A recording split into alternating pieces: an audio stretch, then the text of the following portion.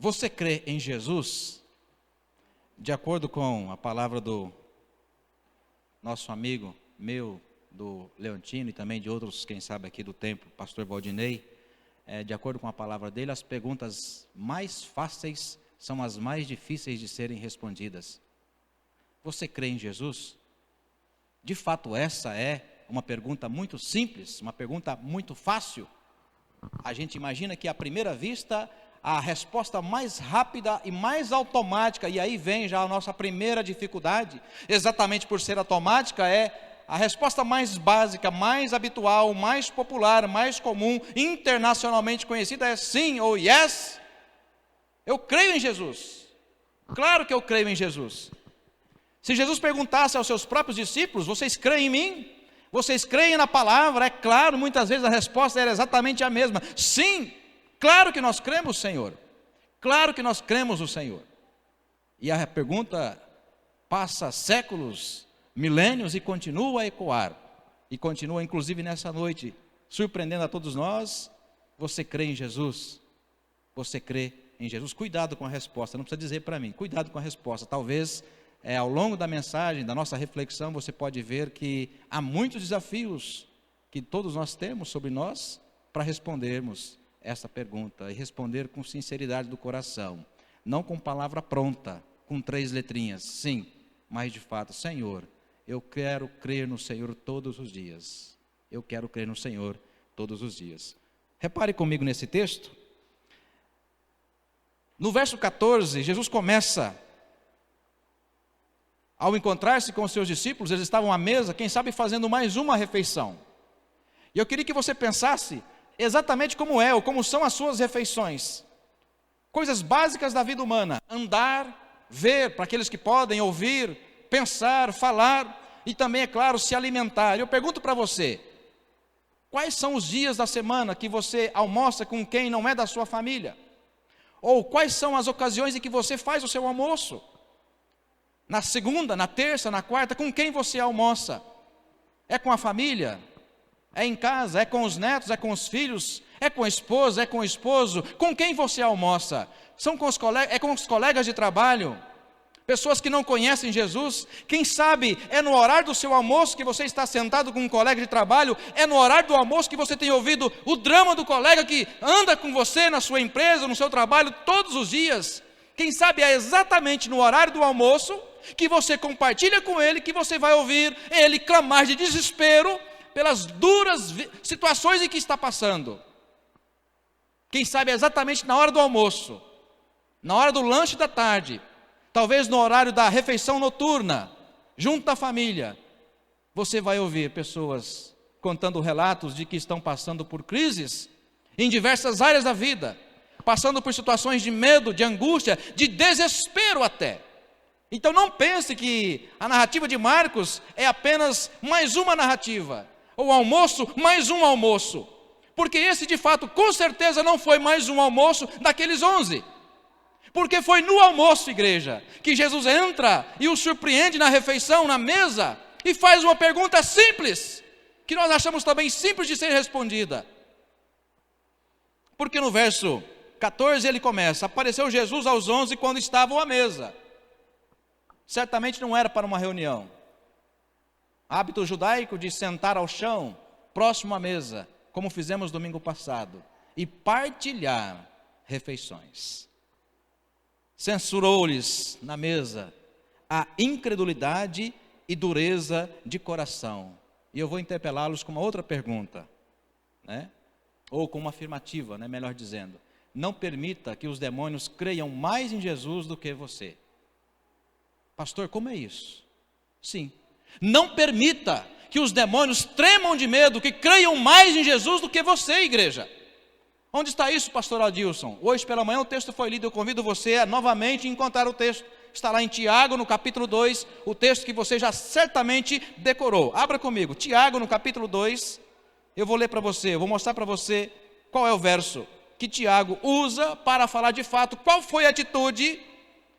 Há algumas passagens de Mateus e também em Marcos que narram quando Jesus se aproximou, ao se aproximar de um endemoniado, quando aquele homem possesso viu a Jesus, e rapidamente os espíritos saem e fogem, porque não podiam conviver com a presença de Jesus, a fonte de luz. No capítulo 2 de Tiago, irmãos, irmãs, reparem, no verso 19, Tiago no capítulo 2, no verso 19, diz assim: crês tu que Deus é um só? Qual é a resposta? Crês tu? Resposta, aliás, também uma pergunta simples, Vini. Você crê que Deus é um só? Até muitas vezes você pergunta a pessoa que não tem hábito de vir à igreja, que não é batizada, que não é professa, mas conhece a Deus, porque o Brasil é um país religioso, é um país cristão. 93% dos brasileiros, quando são perguntados no censo, o último censo de 2010, 93% dos brasileiros disseram que sim, são cristãos, entre católicos e evangélicos. Então nosso país, de modo quase que cultural, é cristão. Então a pergunta é básica, a resposta simples: você crê em Deus? Sim, eu creio. Crês tu que Deus é um só? Coloca a pergunta em Tiago 2, no verso 19. A resposta é: fazes bem, até os demônios creem. Aí vem uma palavra aí: tremem. E nós, que somos pastores e pastoras, na nossa formação teológica, é-nos exigido o estudo do grego e do hebraico. O estudo do grego, Novo Testamento, do hebraico, Antigo Testamento. Carol? Está aí no primeiro ano aprendendo a ler o grego no Novo Testamento. A palavra tremem aqui, no grego, é frisson. É frisson. E quando a gente vai para o português tentando encontrar um sentido para a palavra frisson, a resposta basicamente é um arrepio. Alguma coisa que você não sabe dizer, mas que você foi surpreendido de modo emocionalmente, ou seja, a emoção te tocou profundamente e você teve então um arrepio, ou seja, um medo, um temor, algo extraordinário começa a acontecer com você. É isso que Tiago quer dizer, que quando os demônios de fato veem a Jesus, eles tremem, eles fogem, porque de fato é a autoridade de Deus. Eu vou voltar a perguntar: você crê em Jesus? E como é a sua experiência com Jesus? É uma experiência sobrenatural, é marcante, ela mexe com toda a sua estrutura física, moral. Sim, está aqui o psicanalista. Moral, psicanalítica, ou seja, por mais profundo da sua alma, das suas emoções. Quando você fala com Jesus em oração, você treme, você tem um temor, você tem algo especial que acontece no seu coração. Eu pergunto você a terceira vez: você crê em Jesus? Qual foi a última vez que você teve essa sensação ao dobrar os seus joelhos e falar com Jesus? Qual foi a última vez que você sentiu um arrepio? Porque Deus, de modo tremendo, começou a falar com você no seu quarto. E eu continuo insistindo na pergunta: você crê em Jesus? Como é a sua experiência de andar com Jesus? Porque a palavra, quando você vai para o texto, voltando para Marcos, naquele simples almoço, naquela simples refeição, porque não diz que almoço poderia ser um lanche da tarde, Jesus vem aqui e diz: olha, censura aqueles homens. Porque se Jesus tivesse perguntado antes da sua crucificação: vocês creem em mim? Aliás, eles brigavam para dizer quem de fato estava mais próximo do Senhor. E quando vem as provações, vem as lutas, quando vem a crucificação, eles fogem, eles se escondem. E mesmo depois de ouvindo que Jesus havia ressuscitado, eles continuavam a duvidar. Por isso não é uma pergunta simples, porque a resposta precisa, na verdade, mostrar quem nós somos na segunda, na terça, na quarta, na quinta, na sexta, todos os dias. Como de fato tem sido, de que maneira tem sido o nosso almoço. Não é uma simples refeição. Com quem você senta à mesa, com quem você senta no bar, no restaurante, com quem você faz o seu lanche no trabalho. Porque eu quero dizer para você, querido, que pode ser exatamente nesses momentos que o Senhor esteja censurando a forma de você dizer que crê em Jesus. Porque nós temos perdido aqui, eu e você, nós temos perdido excelentes oportunidades. Nós reclamamos dos bancos vazios da nossa denominação, da nossa igreja. Nós reclamamos muitas vezes do culto, da liturgia, mas Deus tem nos dado todos os dias, no almoço, no lanche da tarde com um colega de trabalho, às vezes no jantar, comendo pizza, durante a semana, na família, no fim de semana, com os amigos, com os vizinhos. Deus tem nos dado muitas e muitas refeições. Temos sentado à mesa com amigos, com familiares, mas temos perdido a oportunidade de dizer para Ele: sim, nós cremos, eu creio em Jesus e eu quero que você também creia no Senhor. Por isso não é tão simples a gente responder a pergunta se cremos em Jesus. E por isso a minha provocação para você, que também para mim, porque ela me provoca, não permita que o inimigo trema de medo, não permita que o inimigo creia mais em Jesus do que você, porque você já foi lavado pelo sangue do Cordeiro, amém? Você já foi renovado no Senhor, você já foi escolhido, você já foi batizado, você já professou a sua fé. O Apocalipse no capítulo 7 diz que Jesus já escreveu o seu nome no livro da vida e ninguém pode apagar, então não perca a oportunidade. Compartilhe essa graça, compartilhe esse Jesus, torna-se um crente vivo, pronto para servir, pronto para amar, pronto para tremer na presença de Deus, pronto para viver coisas extraordinárias com Deus. Para que você não tenha, quem sabe por Jesus, uma censura no profundo dos seus ouvidos, dizendo: como você crê em mim? Se você passa todas as vezes, todos os almoços, os lanches, perdendo oportunidades, pessoas que estão falando para você que estão vivendo crises profundas, eu costumo dizer em modo popular, pessoas que estão pedindo pelo amor de Deus para serem evangelizadas, irmãos. Tem pessoas que nós convivemos e estão pedindo pelo amor de Deus, fale de alguma coisa para mim, eu quero ouvir. As pessoas estão sedentas por Deus em nosso país, em nossa cidade, em nosso bairro, em nossas famílias. E nós temos perdido oportunidades. E eu vou abrir um parêntese, por isso que ainda tem que ouvir, nós como presbiterianos independentes, temos que ouvir frases de ateus, por exemplo, a mais recente, de Richard Dawkins, biólogo, professor lá em Cambridge, em Londres. Deus deixou de predestinar, porque os presbiterianos estão sumindo da face da terra. E ainda temos que ouvir isso. Piadinhas com a nossa tradição, piadinhas com a nossa doutrina, por quê? Porque nós de fato temos deixado de, ao sentar as nossas refeições, ao sentar com pessoas que precisam do Senhor, temos deixado de dizer para elas: sim, nós cremos em Jesus, eu quero que você creia também. Temos deixado de compartilhar. Pessoas que estão pedindo o tempo todo: pelo amor de Deus, eu preciso crer em alguma coisa. Dê a ele a oportunidade de crer em Jesus. Sinta-se como instrumento nas mãos do Senhor. Aproveite o seu almoço, aproveite o seu lanche da tarde e aproveite o seu colega de trabalho que está pedindo para você um caminho. Porque aí a frase pronta é: todo caminho leva a Deus. Mas a frase que você sabe que é do Evangelho de João é: eu sou o caminho, a verdade e a vida, e ninguém vem ao Pai senão por mim. É o que você crê e é o que eu creio também. Eu quero que você fique atento a esse texto, eu não quero me demorar. Um primeiro momento desse texto, queridos, reparando mais uma vez no verso 14. No verso 14, então, finalmente, nas palavras de Marcos, apareceu Jesus aos 11, quando estavam à mesa, e censurou a incredulidade deles, a dureza do coração, porque não deram crédito aos que o tinham visto ressuscitado.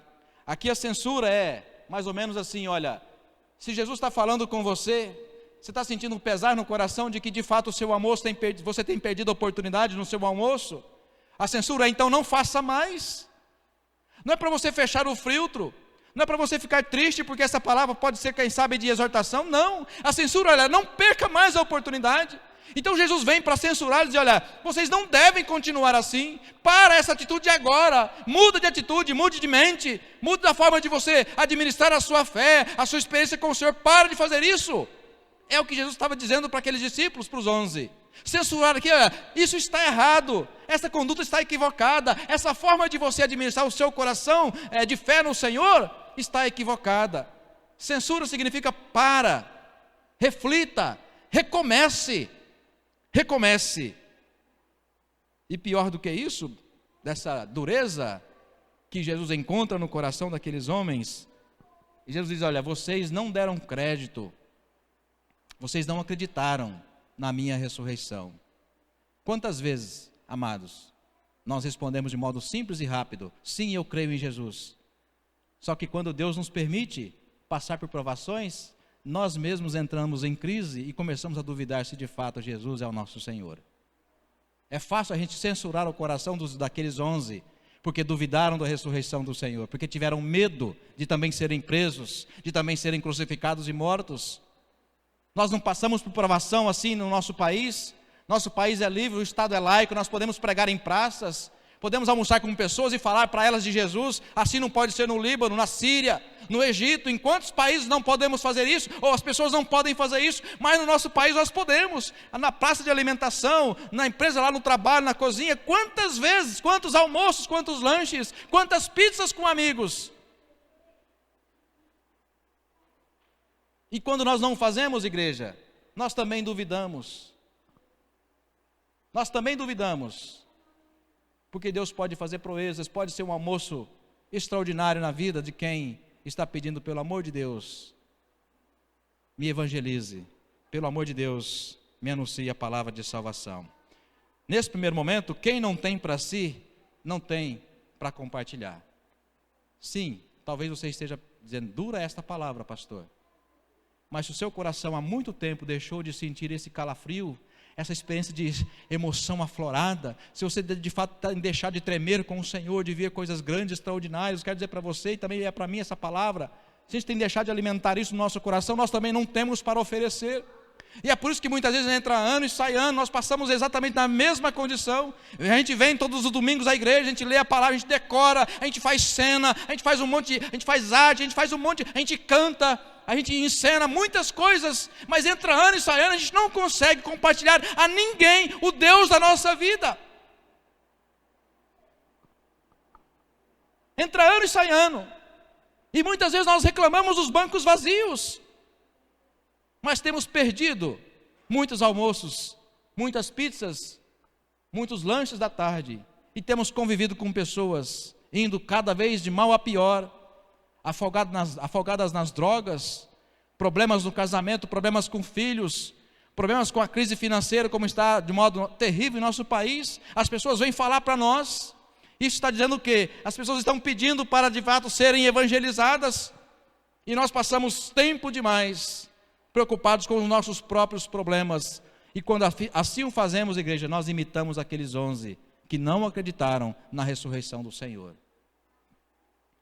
O texto que nós lemos, aliás, que o pastor Leontino leu, citado em Lucas 9, mestre, olha, muitas vezes, amados, essas são as nossas desculpas burocráticas como igreja. Pastor, o banco está vazio, a nossa igreja está diminuindo, e muitas vezes nós damos respostas burocráticas, respostas semelhantes a essas aqui do capítulo 9 de Lucas, presbítero Carlos. Mestre, vamos despedir a multidão. Tem muita gente aqui, nós não temos como alimentar essa multidão. Há muitas pessoas com fome.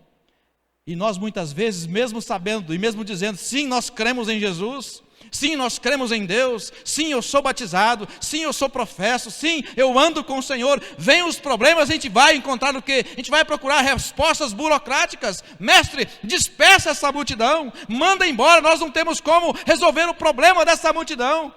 São surpreendidos com uma resposta que poderia ser absurda: dai-lhes vós mesmos de comer. Amados irmãos e irmãs, quem sabe Jesus esteja dizendo exatamente isso para nós nessa noite. Os bancos estão vazios, então evangelize, igreja, você mesma. Compartilhe, conte de Jesus, conte a sua experiência com Jesus, conte como é a sua oração no seu quarto sozinho com Deus, conte, as pessoas querem ouvir. E você corre o risco de ouvir uma frase da pessoa que você está contando sobre a sua conversão: eu quero esse Jesus também para mim.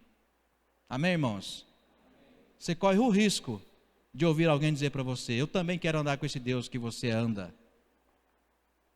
Por isso, amados irmãos e irmãs, quando as pessoas estão pedindo para serem alimentadas, Jesus também está dizendo para nós: alimentem-nas vocês mesmos. Compartilhe o Deus que você crê, compartilhe o Jesus que você já tem experimentado ao longo do tempo da sua caminhada com o Senhor. Por isso é importante, amados irmãos e irmãs, que a gente tenha para nós, porque tendo para nós, nós poderemos também compartilhar para com o outro. Um segundo momento desse texto: quem não exercita a fé, também não tem consigo, não tem acompanhado também esses sinais, porque Jesus diz exatamente isso: aqueles que creem em mim, né? Esses sinais hão de acompanhar aqueles que creem em mim. Verso 15, repare comigo: e disse-lhes: ide por todo o mundo e pregai o evangelho a toda criatura. Quem crer e for batizado será salvo, quem porém não crer será condenado. E aí ele completa: estes sinais hão de acompanhar aqueles que creem em meu nome. Que sinais são esses? E eu pergunto para você, qual é o sinal que tem acompanhado toda a sua caminhada com Deus? Quais são os sinais? A gente rapidamente pensa nos milagres, mas tem milagre maior do que o Deus que transformou a sua vida? O Deus que te traz esperança todos os dias, o Jesus que anda com você, o Jesus que tem te abençoado, o Jesus que tem abençoado a sua família, a sua casa, Jesus que tem cuidado de você. Tem milagre maior do que esse? Não tem. Não tem milagre maior do que esse. E muitas vezes nós queremos coisas extraordinárias, mas já temos coisas extraordinárias. O nosso nome é anotado no livro da vida. Essa é coisa extraordinária, essa coisa tremenda. E nós precisamos exatamente, amados irmãos e irmãs, exercitar essa coisa extraordinária que Deus já nos permitiu experimentar, que é andar com o Senhor, que é viver com o Senhor, que é contar às pessoas as coisas grandes, maravilhosas que Deus tem feito na nossa vida. Eu quero que você repare, abra comigo, que é uma coisa extraordinária. Que sinal tem acompanhado a sua vida de fé ao longo da sua caminhada com Deus? Lucas, vizinho aí de Marcos, capítulo 24. Repare, Lucas, no capítulo 24, também no contexto da ressurreição do Senhor, as mulheres que foram ao túmulo e foram surpreendidas por algo extraordinário que marcou aquele momento e que marcou também a vida daquelas mulheres e que tem marcado toda a história do cristianismo. Lucas, no capítulo 24, o texto começa dizendo no verso 1, que ao primeiro dia da semana eles foram, alta madrugada, foram lá ao túmulo, e pule lá para o verso 5, estando elas possuídas de temor, baixando os olhos para o chão, os anjos lhes falaram: por que buscais entre os mortos ao que vive? O que me chama a atenção nesse texto é que diz que tenta narrar a sensação que elas tiveram, possuídas de temor, algo extraordinário. E é para esse algo extraordinário que eu estou tentando chamar a sua atenção, que é o que você tem vivido com o Senhor. O que é o extraordinário que você tem vivido com o Senhor? É isso, irmãos, irmãs, que as pessoas querem ouvir em nosso tempo. As pessoas que estão precisando de Deus, elas querem ouvir isso. Como é que Deus transformou a sua vida? Eu vou abrir um parêntese. Muitos passam por isso. Sabe quando é que a pessoa pede, sem você perceber, ou sem ela saber, melhor dizendo, para ser evangelizada? Sabe quando é que ela pede para a gente que ela quer ser evangelizada? Quando ela diz assim para você: olha, eu admiro você, porque eu conheço você já há tantos anos, e eu vejo muitas vezes você passando por dificuldades, por lutas, problemas, e você não se abate. Não precisa levantar a sua mão. Você já passou por isso? Alguém que vem e diz para você: olha, eu admiro você, porque, olha, você passa às vezes por momentos difíceis na sua vida, no seu trabalho, na sua família, e você não se abate, você está sorrindo muitas vezes, você está cantando muitas vezes. Esse é o momento, irmãos, que as pessoas estão dizendo: qual é o segredo? Exatamente essa é a palavra segredo, porque a gente mantém lá as 7 chaves guardadas no nosso coração. É ali a hora de você contar. Sabe qual é o segredo? O segredo é andar com Jesus. Jesus é o segredo da minha vida, Jesus é a receita, Jesus de fato é o maior e o melhor ingrediente, porque é o extraordinário. Desde o dia que eu comecei a andar com o Senhor, a minha vida não é exatamente mais a mesma, é uma vida transformada. Por isso, irmãos, é preciso de fato crer que esses sinais têm acompanhado a sua igreja, e a igreja é exatamente cada um de nós. A igreja é exatamente cada um de nós. Esses sinais acompanham os crentes, mas só acompanham quando eles de fato têm uma fé operosa. O que é uma fé operosa? A mesma que Paulo fala lá em 1 Tessalonicenses, no capítulo 1, no versículo 3. A operosidade da fé, ou seja, uma fé que está no coração, mas é que ela também é tomada pelas mãos, tomada pelos pés, tomada pelos olhos, mãos que abençoam, mãos que abraçam, mãos que cuidam, olhos que enxergam o diferente, olhos que enxergam as pessoas que estão passando por dificuldades, ouvidos que conseguem ouvir o clamor daqueles que estão desesperados, pedindo para andar com o Senhor, de conhecer a Jesus. De fato, esses são os sinais que acompanham a nossa igreja, esses são os sinais que acompanham os crentes, são as palavras que o próprio Jesus disse para aqueles 11. E eu quero terminar. E quem não experimenta esse tipo de experiência com o Senhor, esse tipo de fé no Senhor, também não pode levar as pessoas a terem a mesma experiência. No verso 17 ele diz exatamente isso: em meu nome, expelirão demônios, portanto libertarão as pessoas que estão sofrendo o jugo das trevas, falarão em novas línguas, e por último, no verso 18, pegarão em serpentes, e se alguma coisa mortífera beberem, não lhes fará mal, e se impuserem sobre elas as mãos, sobre os enfermos, eles ficarão curados. Aqui eu quero terminar dizendo, às vezes a gente não quer olhar para esse texto, porque ele fala de cura, e a gente, quando lembra de cura, a gente está pensando nas pessoas com doenças graves, irmãos, com câncer, pessoas que passaram por cirurgias e estão convalescendo num leito, em casa, ou às vezes no hospital. Nós pensamos sempre nas coisas ruins, nas coisas piores quando se fala de enfermidade, mas há muitas pessoas, está aqui o psicanalista de profissão, há muitas pessoas com a alma doente, com o coração doente, pessoas aflitas, pessoas sem rumo, pessoas sem direção. E aqui Jesus fala, olha, use as suas mãos para abençoar essas pessoas. Usa a língua que você tem, o idioma que você tem, usa os olhos que você tem, os pés, as mãos, os ouvidos, usa toda a sua existência e use exatamente o seu coração, que é a fonte da sua fé, ali onde está alojada a sua fé, a sua emoção. Usa o seu coração para abençoar essas pessoas que almoçam com você, que lancham com você, que trabalham com você. E é exatamente isso que o texto diz. Quando você colocar as mãos em meu nome, disse Jesus, sobre essas pessoas, acolhendo-as, seus ouvidos ouvindo-as, e quando elas perguntarem qual é o segredo, por que você não se abate diante das dificuldades, você vai dizer a receita, porque eu ando com o Senhor e você também pode andar com o Senhor. Amém? Quem sabe, irmãos, amanhã no nosso almoço, no seu almoço, no seu lanche da tarde, eu costumo brincar falando sério. Você pode orar pedindo a Deus para que, quem sabe, nessa semana, um almoço seu, ou um lanche seu seja diferente, pedindo para Deus colocar uma pessoa na sua mesa para você evangelizar. Cuidado, sabe por quê?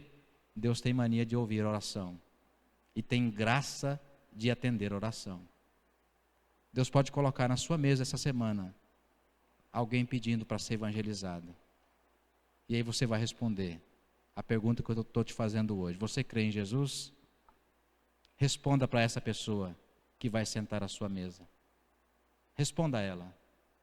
Peça para Deus abençoar as suas mãos, porque Jesus falou, aqueles que creem em mim, esses sinais vão acompanhar, e em meu nome, quando vocês colocarem as mãos, elas serão abençoadas, elas serão libertas das suas enfermidades. Pode ser física, mas pode ser também emocional, pode ser enfermidade da alma. Não importe, porque não é você que vai curar, é o Senhor Jesus.